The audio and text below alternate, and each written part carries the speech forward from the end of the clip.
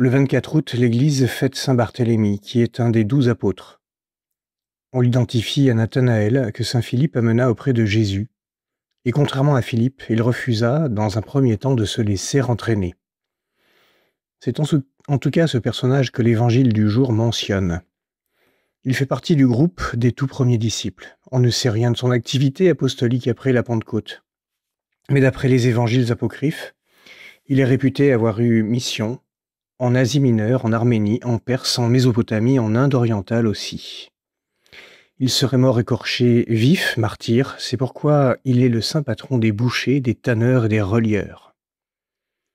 Jésus lui dévoile qu'il connaît les secrets de son cœur et le qualifie ainsi, je cite, « Voici vraiment un Israélite, il n'y a pas de ruse en lui. » La rectitude de saint Barthélemy, Nathanaël, peut nous inspirer à cesser de ruser avec la création.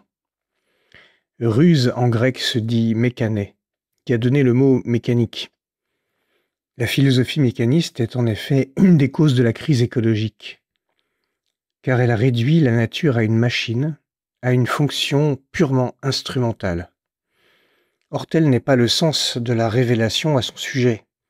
Essayons de comprendre cela à la lumière de la vocation de l'apôtre telle qu'elle apparaît dans les textes de la messe du jour. Elle nous est donnée dans le psaume 144. « Annoncez le royaume qui vient », je cite. « Ils diront la gloire de ton règne, ils annonceront aux hommes la gloire et l'éclat de ton règne. » Or le règne de Dieu se trouve accompli et réalisé dans la plénitude de la création nouvelle, ce qui est donc à annoncer aussi.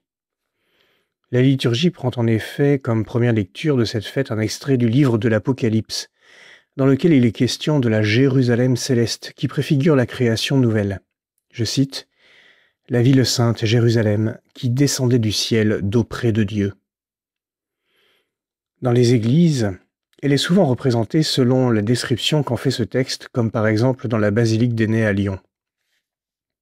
Essentiellement la muraille, le mur d'enceinte.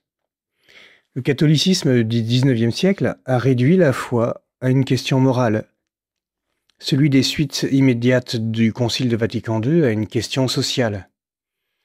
L'écologie intégrale du XXIe siècle souhaite resituer ces aspects dans la dimension cosmique de la révélation, c'est-à-dire selon l'idée que c'est toute la création qui se trouve impactée par la promesse de glorification de la création. Autrement, on ne comprendrait pas ce que pourrait signifier cette demande de Jésus d'aller annoncer la bonne nouvelle à toute la création dans l'Évangile selon saint Marc, ou encore le sens de la prédication aux oiseaux de saint François d'Assise. Si toutes les créatures ne sont pas concernées, cela n'a pas de sens. Pourtant, c'est bien ce qui s'est passé historiquement. Les chrétiens ont rusé avec la création en réduisant le message chrétien à une affaire purement humaine et littéralement hors sol, sans prendre en compte le substrat de la création qui porte l'humain et sans lequel il ne pourrait exister. Dans le chapitre 21 du livre de l'Apocalypse, il est signifié que cette ville descend. Elle symbolise la terre nouvelle et les cieux nouveaux qui remplacent la terre ancienne et les cieux anciens. Il n'est pas anodin que la création nouvelle prenne la forme d'une ville. C'est un moyen très significatif de dire que la création glorifiée est celle qui a été transformée par la créature humaine, ayant laissé la trace de sa domination. La ville a une place importante dans la pensée du pape François dans Laudato Si.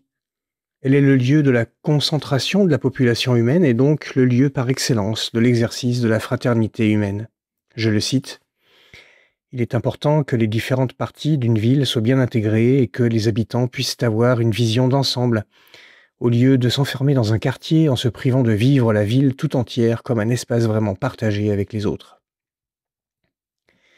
Au sein de l'écologie intégrale, la spiritualité de l'urbanisme peut donc s'appuyer sur la promesse de la glorification de la création sous la forme d'une ville, qui montre que toute forme d'anthropisation de la création ne lui est pas d'emblée néfaste, mais au contraire possiblement à intégrer dans la perspective eschatologique divine.